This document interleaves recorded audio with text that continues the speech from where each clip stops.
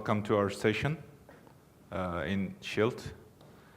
Here we have the DNS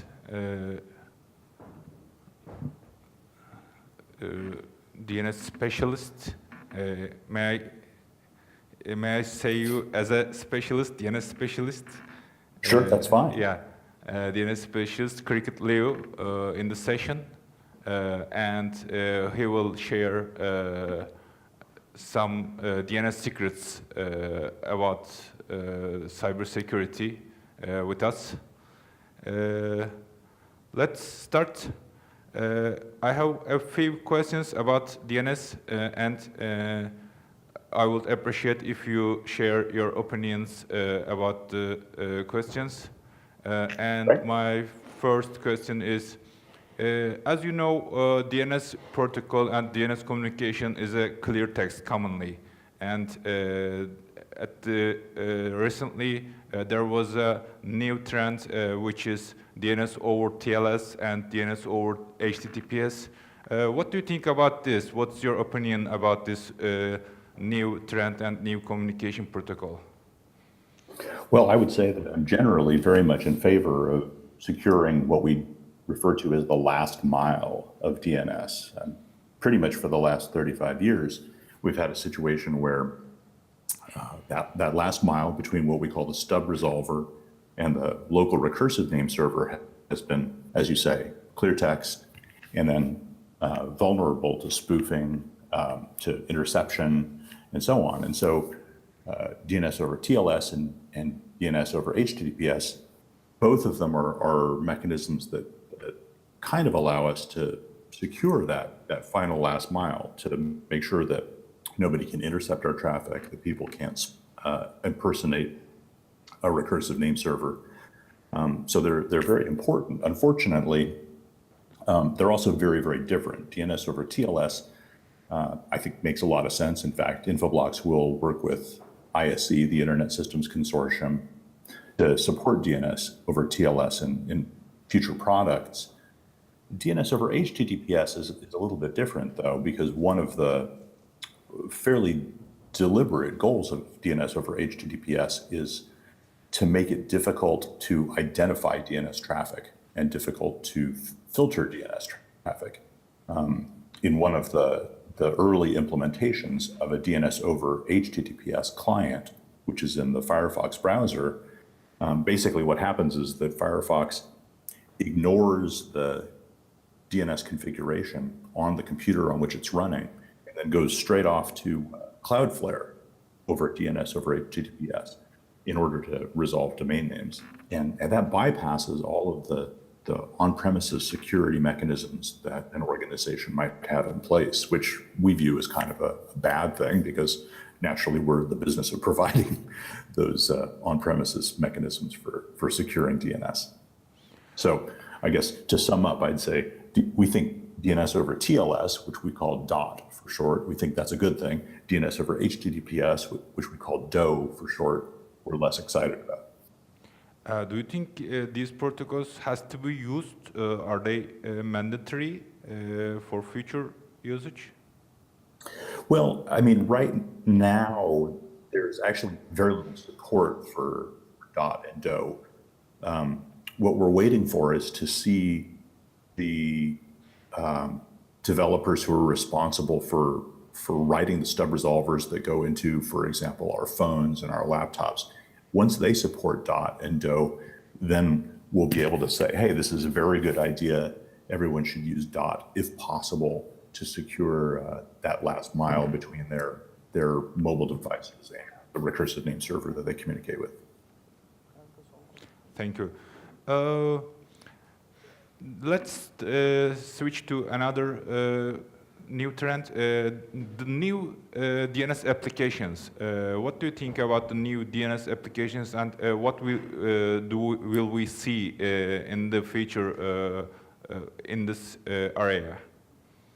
Well, I'm very excited personally about how much activity there is in DNS. I mean, like I said, DNS is a 35-year-old protocol. You'd expect it to be, basically on life support. But in fact, there's a lot of new stuff going on We have, for example, all of these protocols for email authorization and email authentication that use DNS. We have a new effort called DANE, which stands for DNS Authentication of Entities.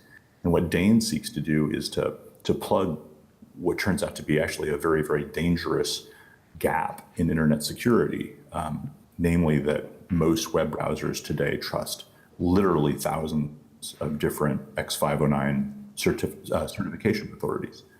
And each one of those certification authorities is authorized to issue certificates for any web property, anything that is authenticated using TLS, which is very, very dangerous. We've seen, for example, instances where CAs that weren't following protocol, that weren't doing due diligence, accidentally gave out certificates to people who were not, real representatives of, say, Microsoft or Google or whatever. And those fake certificates could have been used, for example, to snoop on people's traffic, to read Gmail or Office 365 traffic. Really, really dangerous stuff. So DANE actually seeks to fix that problem by giving you the ability in DNS to say, this is the particular certification authority that we as an organization use.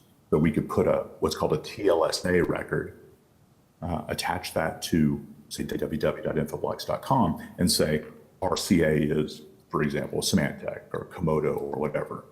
Or we could simply publish a certificate in DNS and bypass the entire world of X509 certification authorities entirely, which is a really, really powerful thing. So you mean the new applications are based on authentication, DNS authentication?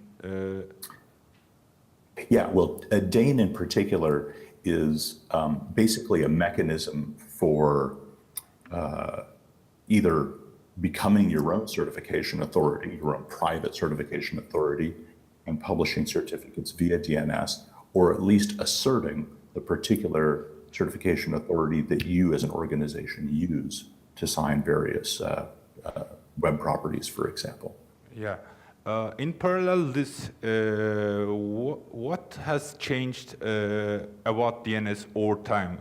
DNS is a very old protocol and still used, and by the time the DNS usage changed over time, I think. So what do you see from the beginning and from to the moment and maybe in the future? Where will we go? Well, I would say it has changed pretty dramatically. In the 1980s, when I first started working with DNS, it was really just a naming service. It just mapped names to addresses. And back then, the internet was, I would say, a safer place, and so we didn't worry so much about security. After a while, we realized that there was a lot of work to be done to actually secure DNS. We spent, I guess we've spent probably 20 years now from the mid-1990s to the present day working on something called DNSSEC, the DNS security extensions, and getting those rolled out. Adoption of DNSSEC is still not particularly high in various parts of the internet namespace, but we continue to work on it. And then I would say that more recently, DNS has sort of flowered into all of these different applications, the ones that we talked about: email authentication, email authorization, DANE, the use of DNS as a service discovery mechanism. So for example, if some of your users, some of your attendees there are using microservices, containers based on Docker and things like that, well, DNS is pretty much the standard service discovery mechanism within a Docker environment. So that's a pretty dramatic change from what it started out as just this naming service, mapping names to addresses. Thank you very much. These are all about my questions, and let's ask for the attendees if you have any other question to Cricket. Yeah? I want One of the attendees wondered to know what's DNS sinkhole and what's the security risk about this sinkhole terminology? Well, I mean, a sinkhole could mean a few different things. Sometimes we sinkhole DNS clients, basically redirecting all of their DNS queries to the same IP address so that they can't get to the real internet. But I'm not sure if that's what the question means exactly. Actually, for how to say, secure the connection or prevent users trying to go a malicious site as a security reason, and use DNS code. That is an Okay, I think he means that is it the sinkhole usage is similar to RPZ zones in Infoblox? I see. Yes. Yeah. That makes a lot of sense. Yeah, certainly. That's one of the newer applications of DNS is as a security tool. Response policy zones, which were developed by Paul Vixie back in 2008. Would you a little bit tell about response policy zones because they don't know the details? I know it, but Yeah, absolutely. So response policy zones are basically a mechanism where you can feed DNS zone data to a recursive name server, and that recursive name server treats that zone data like policy. Basically, if somebody looks up a domain name that's within a response policy zone, you can tell the name server, don't resolve this as you normally would. Instead, hand back this error, like that domain name does not exist, or there is no such data attached to that domain name, or you can hand back a particular IP address, where that IP address might be the IP address of your IDS or your IPS or a website that says you tried to go somewhere you shouldn't go. So it turns out to be a very, very flexible mechanism for distributing policy around the internet. There are organizations like Infoblox, like longtime DNS blacklist or blocklist vendors, Serble and Spamhaus, that produce these response policy zones that you can subscribe to across the internet, and you can get up-to-date information about all of the domain names that are being used by malware actively on the internet today. Domain names that are being used in domain generation algorithms, that are being used in spam or phishing campaigns, those sorts of things. And it's a great mechanism. is it okay? Yeah.